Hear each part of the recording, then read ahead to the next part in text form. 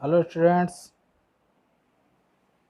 आज जो है हम आपको बताएंगे कि कौन कौन सी जो फसलें थी, क्रॉप्स थी, और उनके लिए क्या क्या जो है कंडीशंस होनी चाहिए, यानी उनके ग्रो करने के लिए कौन कौन से फेवरेबल कंडीशंस चाहिए, कैसी सॉइल, कितना टेम्परेचर और कितनी रेनफॉल होनी चाहिए। तो आज हम क्रॉप्स में सबसे पहले लेते हैं राइस। उसके लिए कितना टेम्परेचर, रेनफॉल, सॉइल और एरिया, ये चार, हर एक के चार चार पॉइंट हमें डिस्कस करेंगे। तो सबसे पहले होता है कि temperature. It's require the average temperature of 25 degree centigrade and minor variation during the sowing, growing and the harvesting season. यानी इसके लिए जो है 25 डिग्री टेम्परेचर चाहिए और थोड़ा बहुत वेरिएशन हो सकता है बोते वक्त, काटते वक्त, उगाते वक्त और हार्वेस्टिंग के सीज़न में। उसके बाद आता है रेनफॉल। इसके लिए जो रिक्वायर्ड रेनफॉल है वो 100 सेंटीमीटर कितनी होनी चाहिए। राइस के लिए जो है 100 सेंटीमीटर रेनफॉल होनी चाहिए। उसके बाद आता है सॉइल। ये किस तरीके की सॉइल में उगता है। Its require the loamy and एल्यूएबल सॉइल, है ना, ये लोमी और एल्यूएबल सॉइल में उगता है। और उसके बाद है एरिया, किन एरियाज़ में ये मेनली उगता है। Its main rice producing states are the West Bengal, Andhra Pradesh, Uttar Pradesh, Bihar, Punjab, Orissa, Karnataka, Assam और महाराष्ट्र। इनमें मेनली राइस उगता है। दूसरा आता है हमारा जो टॉपिक क्रॉप है वो है वीट। वीट के लिए हमें कौन कौन सी चार कंडीशन चाहिए। पहला, वीट के लिए जो रिक्वायरमेंट है, जो टेम्परेचर है वो 21 डिग्री सेंटीग्रेड होना चाहिए। It's required the different climate during the sowing and the harvesting. Low temperature यानी बोते वक्त, जब जो है सोविंग के टाइम जो है इसका टेम्परेचर वो कम होना चाहिए, और कटाई के वक्त यानी जब इनको काटते हैं हार्वेस्टिंग के समय जो टेम्परेचर ज़्यादा होना चाहिए। दूसरा है रेनफॉल। वीट के लिए रेनफॉल है वो 50 टू 75 सेंटीमीटर सफिशिएंट है, और जिन एरियाज़ में इससे कम बारिश होती है वहाँ इरिगेशन के द्वारा हम इसको पूरा कर सकते हैं। Now third is the wheat के लिए जो सॉइल है वो कैसी चाहिए। वीट के लिए सॉइल है वो लोमी, दोमट या ब्लैक सॉइल की ज़रूरत होती है। तीसरा है कि ये कहाँ, इसका एरिया कौन कौन सा है, यानी किन किन एरियाज़ में जो है वीट का प्रोडक्शन किया जाता है। उसमें mainly wheat producing areas are the Punjab, Haryana, West Uttar Pradesh और मध्य प्रदेश है। उसके बाद आता है हमारा जो पेय पदार्थ हैं, ब्रेवरीज क्रॉप्स में आता है टी और कॉफ़ी। अब है टी के लिए कौन कौन सी चीज़ें चाहिए। टेम्परेचर इसके लिए 20 से 30 डिग्री सेंटीग्रेड के बीच में होना चाहिए, आइडियल जो टेम्परेचर है। रेनफॉल, रेनफॉल होना चाहिए इसके लिए 150 से लेकर 300 सेंटीमीटर एनुअल। उसके बाद है सॉइल। सॉइल इसके लिए, टी के लिए सॉइल कौन सी होनी चाहिए।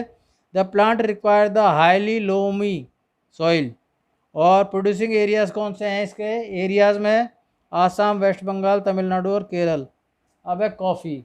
कॉफ़ी क्या है, एक ट्रॉपिकल क्लाइमेट है, प्लांट है। Ideal temperature for the growing plant is 15 degree से लेके 28 डिग्री सेंटीग्रेड होना चाहिए।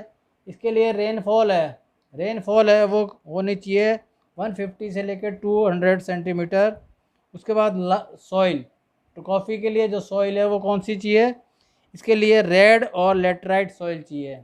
कॉफ़ी के लिए रेड और लेटराइट सॉइल चाहिए। और भाई एरिया किन में होता है, तमिलनाडु, केरला और कर्नाटक में ये कॉफ़ी होती है। उसके बाद आता है हमारा कि कॉटन। कॉटन के लिए क्या क्या रिक्वायरमेंट है। कॉटन जो है इसके लिए जो टेम्परेचर है, कॉटन के लिए जो टेम्परेचर है वो होना चाहिए हमारा 21 डिग्री सेंटीग्रेड। और brightness, bright sunshine is necessary for growth, यानी उगते वक्त इसके लिए एकदम मौसम साफ़ होना चाहिए। और रेनफॉल की रिक्वायरमेंट है उसकी वो है 50 टू 100 सेंटीमीटर रेनफॉल की रिक्वायरमेंट पड़ती है। इसके लिए सॉइल कैसी होनी चाहिए, डीप, दोमट और ब्लैक सॉइल इज रिक्वायर्ड, यानी दोमट या काली मिट्टी इसके लिए चाहिए। अब है areas. Cotton is mainly grown in the Maharashtra and the Gujarat. उसके बाद इसी तरीके से जो है एक आती है हमारी जूट। कौन सी आती है, दूसरा जूट। जूट जो है ये भी एक तरीके से जो है इसको हम गोल्डन फाइबर के ऐसे नाम से भी जानते हैं। और ये एलिवेबल सॉइल में या ज़्यादातर जहाँ पर डेल्टाई इलाका है वहाँ पे प्रोड्यूस की जाती है। और जिसके मुख्य जो प्रोड्यूसर एरियाज़ हैं वो वेस्ट बंगाल, बिहार, आसाम, उड़ीसा और मेघालय है। तो ये हमारा हो गया इसका कि कौन कौन सी चीज़ें हैं वो कहाँ कहाँ उगाई जाती हैं और उसके लिए कितना टेम्परेचर चाहिए। इसके इसके लिए चाहिए कि जो हमारे राइस ग्रोइंग के लिए देखो, ये राइस ग्रोइंग एरिया है, इसमें ये जो शेडोड एरिया दे रखा है ना, ये जो मेन जो डार्क ग्रीन ब्लैक दे रखा है वो मेजर एरियाज़ हैं। और जो इस तरीके के दिखा रहा लाइट डार्क दिखा रखे हैं वो माइनर एरियाज़ हैं। ये है rice growing area of the India है। आप इस तरीके से जो है मैप में इसको फुल कर सकते हो कि कौन कौन से एरियाज़ है जहाँ पे इस तरीके के होते हैं। उसके बाद आता है हमारा कि वो एरिया जहाँ पे जो है ऑयल सीड्स जो है यानी खाने के जो चीज़ें हैं ऑयल सीड्स हैं, जैसे हमारे सोयाबीन है, मस्टर्ड है, और ये चीज़ें हैं वो कौन कौन सी है। ये है ऑयल सीड का डिस्ट्रीब्यूशन कि कहाँ कहाँ ऑयल सीड्स हमारे यहाँ ग्रो की जाती हैं। ऑयल सीड का ये मैप है। उसके बाद आता है हमारा कि शुगर केन, यानी इंडिया में कौन कौन से जगह है जहाँ पे शुगर केन ग्रो किया जाता है। शुगर केन के लिए देखो ये पंजाब और उत्तर प्रदेश और इसके अलावा बिहार और वो एमपी का थोड़ा बहुत हिस्सा और छत्तीसगढ़ का थोड़ा हिस्सा, इसके अलावा गुजरात का हिस्सा और पूरा महाराष्ट्र, कर्नाटक, तमिलनाडु और ये आंध्र प्रदेश का हिस्सा। यहाँ पे जो है शुगर केन यानी गन्ने की खेती की जाती है। और यहाँ पे सबसे ज़्यादा जो है और शुगर मिल्स भी हैं। इसके बाद आता है हमारा कि कोकोनट और जूट। जो जूट है वो डार्क डॉटे से दिखा रखा है, मोटे डॉट से। तो जूट जो एरिया है वो वेस्ट बंगाल, देखो ये रहा वेस्ट बंगाल, ये आसाम हो गया, मेघालय हो गया, और ये बिहार का जो नेपाल से टच करते हुआ और उड़ीसा का कुछ हिस्सा।